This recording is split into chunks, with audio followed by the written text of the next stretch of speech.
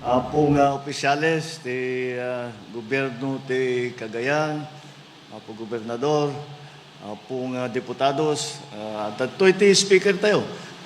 Speaker Boji D. of Isabela is also here. The medical staff of the Cagayan Valley Medical Center with Dr. Antonio at the lead. All of our officials from the DOH who have played a very important part to achieve what we have here today. I'm very happy to be back. I'm always happy to be back in Cagayan, in Tuguegarao. But I'm especially happy today because here we have perhaps one of the best examples of the policy. Ito yung polisiya na tinaguyod natin nung ako ay umupo bilang Pangulo. Dahil hindi ko makalimutan yung kahirapan na dinaanan ng buong Pilipinas, lahat ng Pilipino, lahat ng buong mundo, nang dumaan nung nandito yung pandemic, yung COVID. At ang marami tayong nakikita ng mga kaso na hindi na umabot sa ospital. At dahil walang specialty hospital na kagaya nito, walang malaking ospital, at kung meron mang ospital na malapit, puno na. At meron mga namatay na kung may ospital lang sana, ay baka nabuhay pa. Tapos tinitignan namin, doon sa Maynila, ang pinaka-importanting ospital na lumabas doon sa ating COVID experience ay ang mga specialty hospitals. At kakaunti lang ang specialty hospital. Isa lang ang kidney center, isa lang ang heart center, isa lang ang lung center, isa lang ang children's hospital. Iilan lang talaga at nasa Maynila lahat. Yung brain and spine, wala. We don't have a specialty hospital for that. Kaya nakita natin, yung pala ang pinakakailangan pagkaroon ng ganyan tong klaseng problema na pandemya na kagaya ng naranasan natin nung COVID. Kaya sabi ko, matuto na tayo. Kahit papaano, kung hindi man COVID, ibang klaseng magiging problema ang dadating, ay dapat medyo maghanda na tayo. Matuto na tayo sa mga leksyon na tinuro sa atin ng COVID. What are the lessons that we have learned in COVID? The most important hospitals in diagnosing, researching something like COVID that we didn't know, hindi natin, yung mga doktor, pag tinanong ko sa doktor, anong sakit ko? Mabigat yung tama ako sa COVID eh. Sabi ko ano yung sakit ko? Sagot ba naman ng doktor sa hindi namin alam? Never sa buong buhay ko narinig sa doktor yun. Na hindi ko alam kung ano yun. May trangkaso ka, o ganito, whatever, may hika ka. Ito lang na narinig ko. Paano ako gagaling? Hindi ko rin alam. That's the worst now. But slowly, nagamit natin ang mga laboratorio natin. Pero kakaunti nga lang ang mga research stations, ang mga... I remember we ended up using to analyze the samples. We were using the equipment that came with TB dots. Oo, yun ang sa Ilocos, yun ang doon napunta yung lahat ng mga lab testing eh. So, sabi ko kulang na kulang yan. So what we are doing now, ganito nga ang polisiya, isa sa bagong polisiya ng Department of Health, ay inutos ko sa kanila, matuto na tayo, maglagay tayo ng specialty center sa iba't ibang lugar.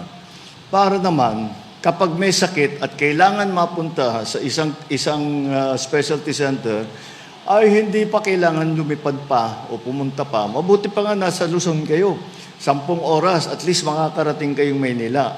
If you're in the Visayas, nasa Mindanao, how do you expect to get yourself to, may sakit na nga, yun na nga, kagaya yun ang sinasabi ko, yung iba doon, hindi na umabot sa ospital, at sayang naman yung buhay nila, at kung may ospital lang, ay baka nabuhay pa.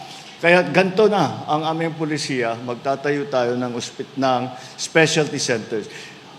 Hindi naman kailangan magtayo ng isang buong ospital. Kayo lang ang gumagawa, naglagay kayo ng isang buong ospital. Yung iba, may wing o may annex. sa isang existing hospital. At yan ang ating nagiging malaking tulong yan kasi para maalagaan natin ang ating mga kababayan. At kasama dito sa center, sa specialty center na ito, ay yung mga pasyente ay kasama sa zero balance billing.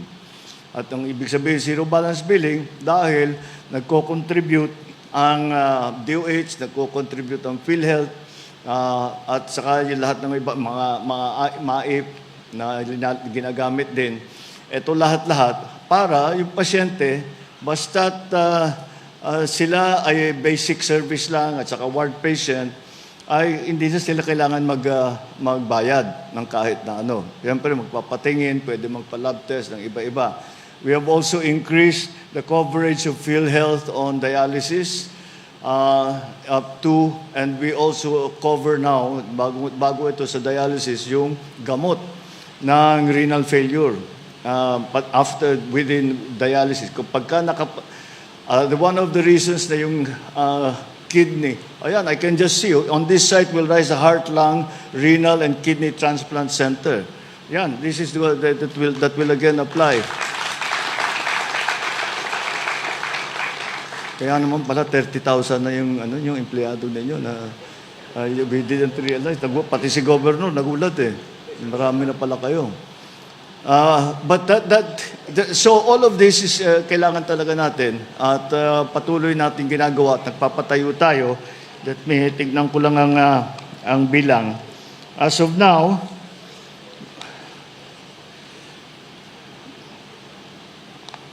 we are targeting 349 specialty centers by the time I leave office in 2028. And like I mentioned, we will continue magtuloy-tuloy ang ating palawak ng health benefits na nanggagaling sa PhilHealth. Ang PhilHealth naman, very healthy naman. Kaya naman nila siguro mag-cover. Kaya tinitignan natin kung ano ba ang mga mas maidagdag pa na serbisyo ng PhilHealth. Like I said, we increase the coverage for dialysis and even the length of time that we provide assistance. And then the medicines for after you have a kidney transplant, the medicines after. Marami kasi may renal failure, hindi magpatig kidney transplant, takot sa gamot pagkatapos. Because they have to, pero ngayon, covered na ng PhilHealth. Cancer, in-increase din natin drastically ang coverage.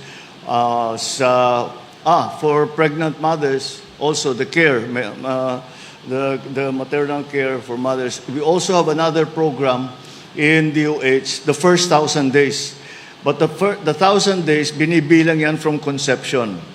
So that even bago pa nagpananganak, we find lalo na yung mga teenage mothers, hindi nila alam ang gagawin nila. They don't know how to take care of themselves. Hindi nila ang pag nanganak na, hindi nila alam kung ano yung pakain sa bata. So we support them until, I guess about 2 years and a few months. After that, yun ang meron lang tayong gap. After that, feeding program naman sa eskwela. We are trying our best kasi naman ang statistics pa sa atin, ang stunting ay hindi maganda. Kaya tinaayos natin yung hindi lamang yung paggamot. Kailangan that the first 1,000 days, lahat ng bakuna kukumplituhin para dun sa bata. All the vaccinations will be given. So it is very important because we have to have a healthy society para naman tayong lahat makapaghanap buhay ng mabuti, para naman makatulong tayo sa mga pamilya natin at yan lang naman ang mga hangarin natin. Kaya asahan ninyo na ipapagpatuloy namin lahat ng programa para sa kalusugan ng ating mga kababayan, ng lahat ng taong bayan ng Pilipinas. Kung meron pa kayong maisip na maaari namin gawin, sabihan nyo kami. Kami naman ay nakikinig at sabihan nyo kami kung kaya namin gawin at kung magpapaganda talaga doon sa sistema, gagawin po natin. Yun lang po.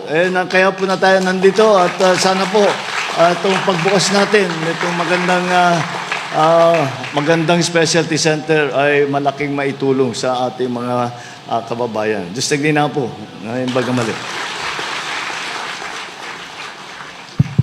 Maraming salamat po, mahal na Pangulo.